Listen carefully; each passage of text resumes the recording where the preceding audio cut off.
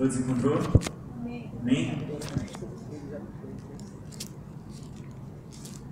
E diz assim: Então Pedro se levantou junto com os outros 11 apóstolos, e em voz bem alta começou a dizer à multidão: Meus amigos judeus e todos vocês que moram em Jerusalém, prestem atenção e escutem o que eu vou dizer. Essas pessoas não estão bêbadas como vocês estão pensando, pois são apenas 9 horas da manhã. O que de fato está acontecendo é o que o profeta Joel disse. É isto que eu vou dizer nos últimos dias, diz Deus. Derramarei o meu espírito sobre todas as pessoas. Os filhos e as filhas de vocês anunciarão a minha mensagem, e os moços terão visões, e os velhos sonharão. Sim, eu derramarei o meu espírito sobre os meus servos e minhas servas, e naqueles dias eles também anunciarão a minha mensagem. Em cima do céu farei com que apareçam coisas espantosas, e embaixo na terra farei milagres. Haverá sangue e fogo e nuvens de fumaça. O sol ficará escuro e a lua se tornará cor de sangue, antes que chegue o grande e glorioso dia do Senhor. Então todos os que pedirem a ajuda do Senhor serão salvos. Amém. Gostaria que nós fechássemos nossos olhos agora. Senhor, meu Deus e meu Pai, neste momento nós entramos em comunhão com o Senhor. Na verdade, estamos em comunhão com o Senhor desde que adentramos aquela porta, Senhor. Mas neste momento eu te peço, Senhor Deus, que não seja eu, aqui, Alex, falando, mas que seja o Teu Santo Espírito conduzindo esse culto dessa noite, conduzindo a Sua palavra. Que o Senhor possa falar com eles da mesma maneira como o Senhor falou comigo, Senhor. Nós venhamos sair daqui totalmente diferente como adentramos aquela porta.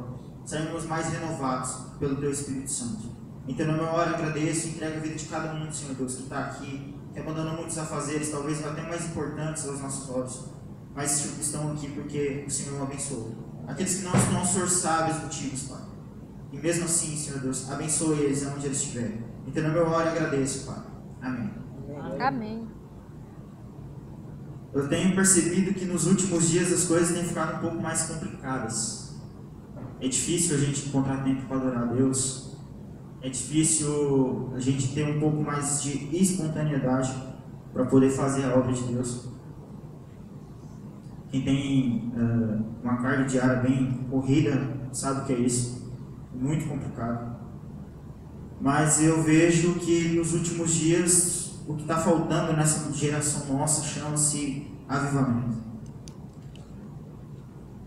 O que é o avivamento? O avivamento na vida do povo de Deus é uma necessidade. Quando o avivamento chega em nossas vidas, nós temos mais fé, nós temos ânimo, poder de Deus para realizarmos a sua obra.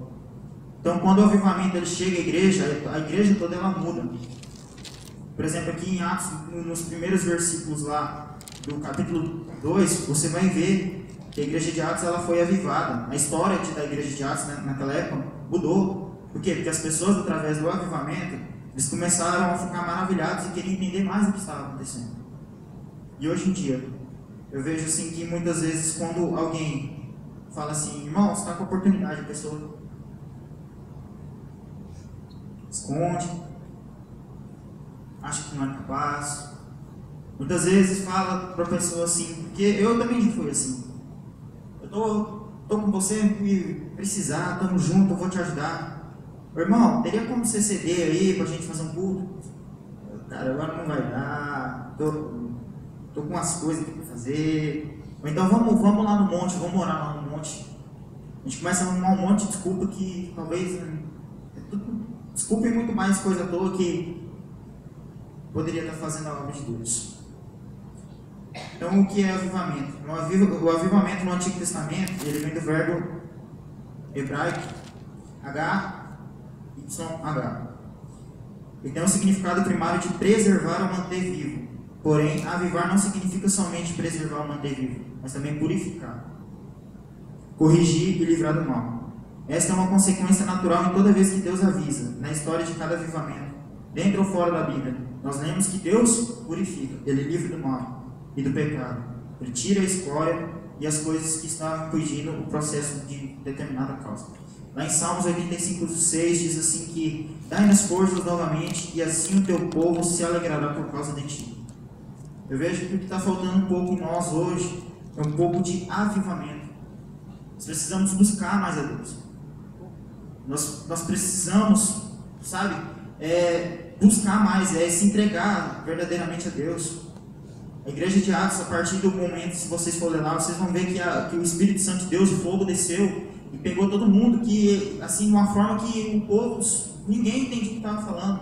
E é por isso que aqui no versículo 14 ele fala assim que, junto com os outros apóstolos, ele falou, a gente não está bêbado não, porque o povo que não entende falou que estava bêbado, que estava endemoniado. Por que aconteceu isso? Mas era o quê? Era o fogo, era a graça de Deus. Eu vejo hoje em dia que muitos estão abandonando a fé. Leonardo aqui esses dias ministrou no início de um culto que aquilo que o Arley também falou. Às vezes nós achamos que somos crentes e não passamos de convencidos. Somos convencidos que somos crentes, mas crentes de verdade nós não somos.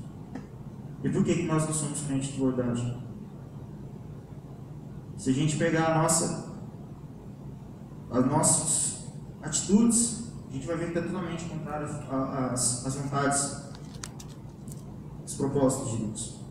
E no Novo Testamento, o significado para avivamento, pode encontrar um conjunto de palavras que expressa esse conceito, que é Egeiro, Anastácio, Anazoé, Anakainô, e outras palavras gregas também que se comparam ao avivamento, que é o que?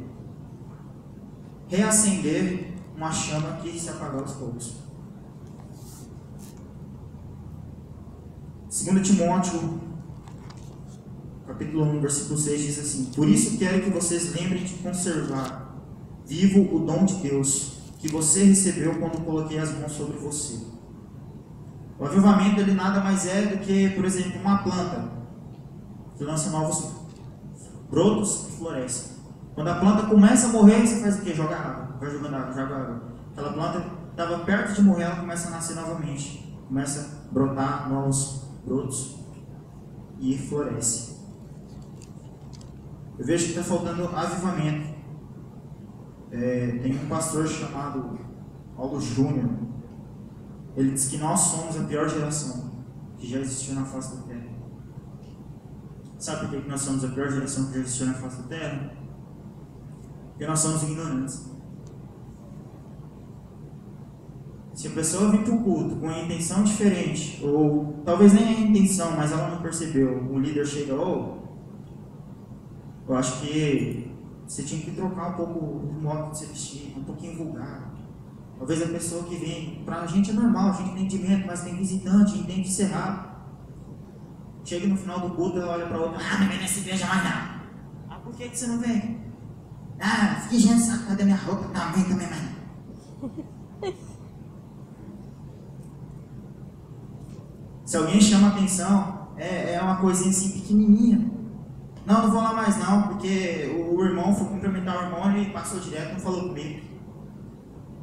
Quantas vezes isso já aconteceu? Eu falei, não vou naquela igreja não, você está mentindo que ele não vai. O povo passa, não está nem aí pra gente. Mas em que momento a gente sentou e pensou, o cara toca, às vezes ele estava correndo de um lado para o outro, estava apertado o horário dele ali. A gente não se coloca no lugar dos outros. Nós achamos que nós somos filhos de Deus, nós temos que sentar num banco e falar, agora você me serve. E de quebra Jesus falou isso. Eu não vim aqui para ser servido, eu vim para servir.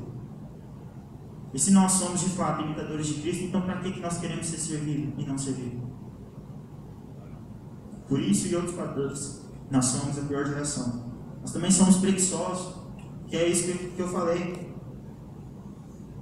Se chamar para fazer uma campanha de oração 3 horas da manhã, eu tenho certeza que muitos vão reclamar. Nossa, 3 horas da manhã? Não.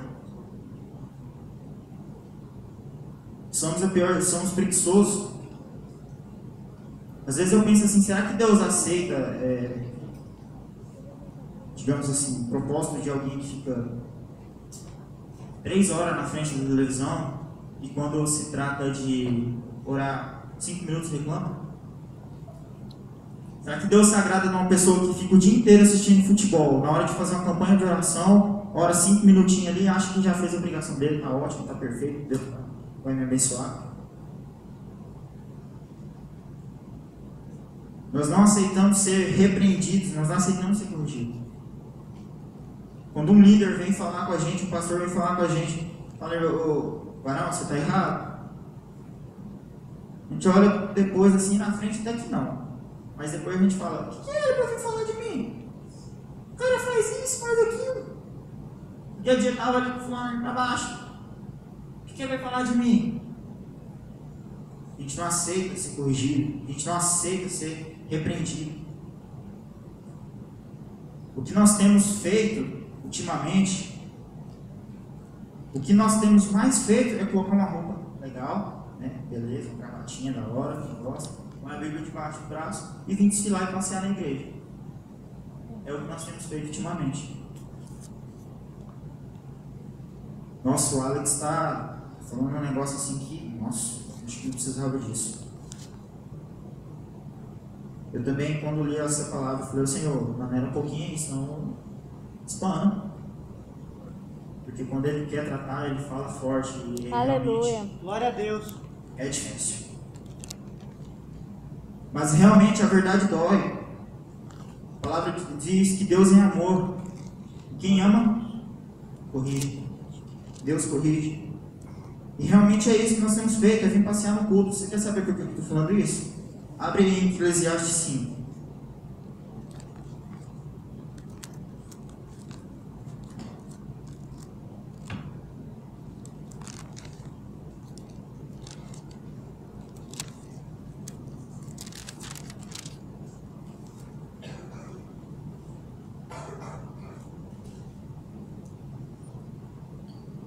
Do versículo 1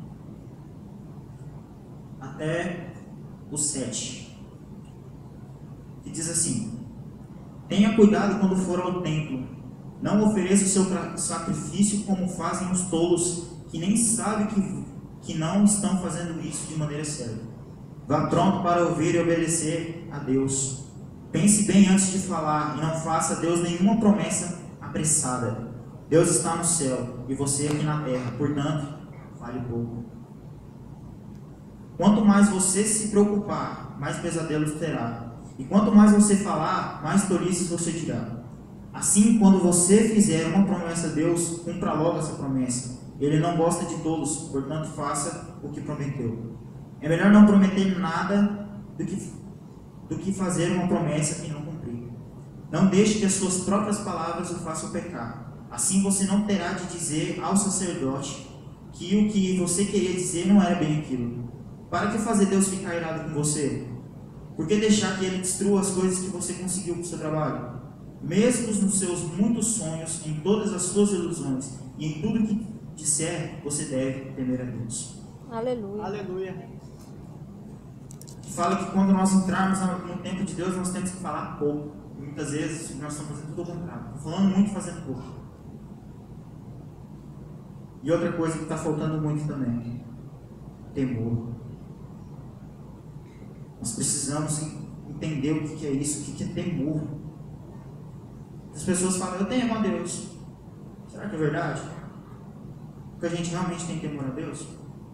Esse mesmo pastor diz que nós tínhamos que ter vergonha na cara de quando entrar na casa de Deus, baixar a cabeça e se sentir envergonhado. E muitas vezes nós sabemos que estamos fazendo errado. Por isso que nós somos a pior geração. E nisso nós nos encaixamos de hipócritas e tolos. Porque nós falamos demais e não cumprimos. Porque a gente entra, sabe que está fazendo coisa errada e entra, graça e paz, irmão. Glória a Deus. Como é que foi sua semana? Nossa, a semana foi ótima. Nossa, maravilhoso. Ó, glória a Deus, aleluia. Passou a semana inteira fazendo coisa errada, mentindo. Quando eu falo assim, eu não falo de muitos, até porque eu não conheço muitos ainda. Eu falo porque eu já fui assim.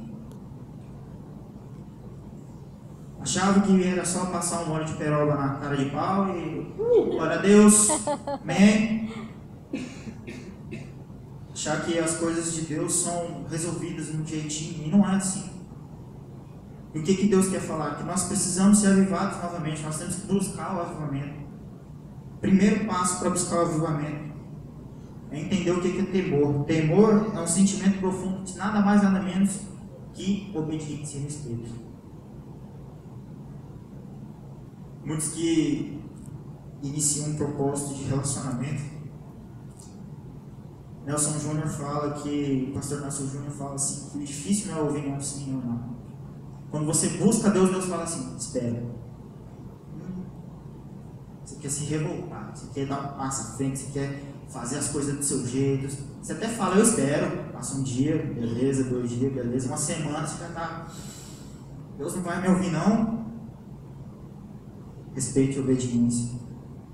Nós precisamos parar de querer a glória, a graça de Deus, sem alcançar o dono da glória e da graça, que é Deus. Às vezes a pessoa fala assim, vamos lá no culto, o culto vai ser de libertação, você vai se identificar com muita coisa, você vai ser exortado de tudo aquilo que está te complicando na sua vida. Vem 1, 2, 3, 20. Campanha de restauração financeira. Lota. Por quê? Porque a gente quer bênção, a gente só quer oba-oba, quer glória a Deus, quer aleluia. Todo mundo quer ver a glória de Deus se manifestando sobre a gente, mas ninguém quer passar num vale, ninguém quer ir para o deserto. Pagar o preço. Ninguém quer pagar preço. A gente é tão hipócrita, mas tão hipócrita que quando a gente vai orar, a gente fala, nossa, velho, eu tenho que orar. Irmão, você não tem que orar. Você ora se você quiser. Você não tem que jejuar. Às vezes, assim como eu mesmo, a gente acha que Deus é mendigo. Ô Arlen, por favor, faz um jejum para mim, cara. Deus não precisa disso. Ele não sai por aí mendigando oração, mendigando sacrifício. O jejum nada mais é do que, assim, pelo menos eu entendo, se eu estiver errado, eu quero que me corrija, que é o fortalecimento do seu espírito. Porque a sua carne está em guerra constante com o seu espírito. Se você tem 2 cachorros, o mal e o bem, se você alimentar mais o bem, quem vai vencer a luta? Não é o bem? Assim é o nosso espírito. Se nós temos a luta entre a carne e o nosso espírito, se nós alimentarmos mais o nosso espírito, a carne não vai ter como fazer alguma coisa, não vai ter como falar mais alto, porque o nosso espírito vai estar mais fortificado. A oração é para você ter uma intimidade mais com Deus. Então nós precisamos de querer graça, precisamos de querer a glória, sem que primeiro alcançar a Deus. Porque sem Deus, glória e graça não é nada. Fala Deus. E por último, nós precisamos não apenas ser, como também viver. Atos 2, do 38 a 42. Vamos ver lá, por favor. Atos, capítulo 2, versículo 38 até o 42.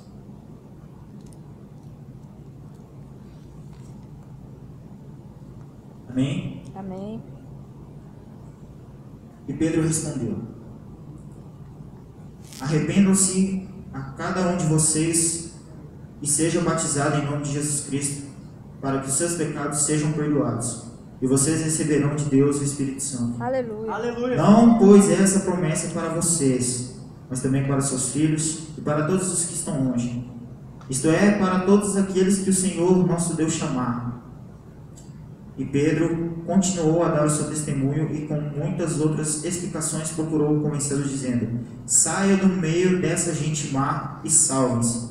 Muitos acreditaram na mensagem de Pedro e foram batizados. Naquele dia, quase 3.000 se juntaram ao grupo dos seguidores de Jesus, e todos continuavam firmes, seguindo os ensinamentos dos apóstolos, vivendo em amor cristão, partindo o pão juntos, fazendo orações. Aleluia. Por que eu falo que nós não precisamos ser apenas isso aqui? Nós também precisamos viver.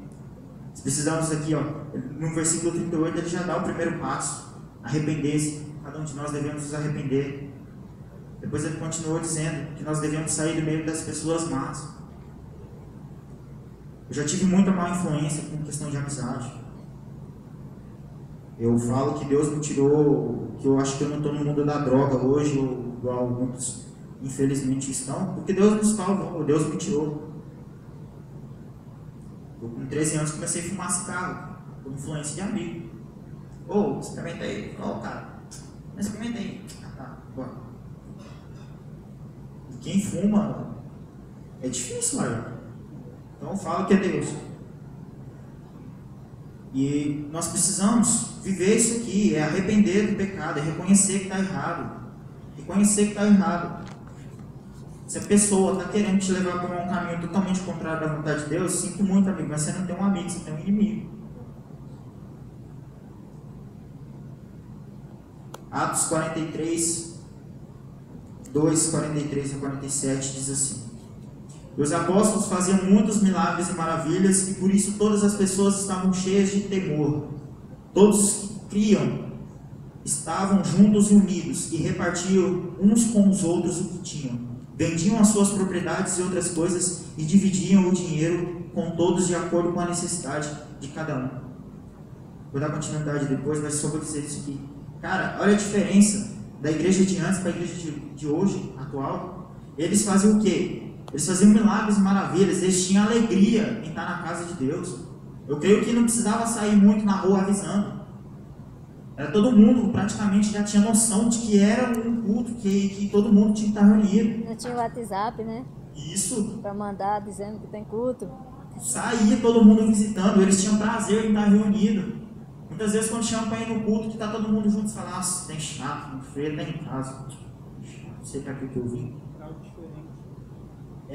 Eles tinham prazer, o que está faltando prazer, principalmente temor. Aqui fala que no versículo 45 diz que eles vendiam suas propriedades e outras coisas e dividiam o dinheiro entre si. O 46 continuando diz assim: todos os dias unidos se reuniam no pátio do templo e nas suas casas partiam o pão e participavam das refeições com alegria e humildade. E no 47, louvavam a Deus por tudo e eram estimados por todos. E a cada dia o Senhor juntava ao grupo as pessoas que iam sendo salvas. Então, através disso aqui, através da paixão que eles tinham que fazer a obra de Deus, através do avivamento que eles sentiam, que eles tinham, após o fogo de Deus ter batizado todos eles, ter entrado sobre todos eles, caído sobre todos eles, eles teve prazer, eles ficaram maravilhados em querer conhecer mais. No 47, na parte B, que diz que cada dia se ajuntava uma nova pessoa. Por quê? Porque através desse movimento, muitas pessoas iam sendo salvas, eram alcançadas. E hoje em dia, quando, pelo menos da onde eu vim, o pastor falava assim, convida o irmão, né? Ora pelo seu irmão. É fácil você olhar para o lado e querer olhar para o irmão que está com um probleminha aqui. Mas aquela pessoa que está lá fora, não estou dizendo que o seu irmão não está precisando, mas talvez aquela pessoa que está lá fora sofre mais do que essa pessoa aqui. Então nós precisamos sair dessa parede, nós precisamos ir muito além. Nós precisamos ter mais amor. E assim nós vamos começar a entender o que é avivamento de verdade. Porque é o que nós precisamos. Eu falo porque depois dessa palavra eu falei, nossa Senhor, velho.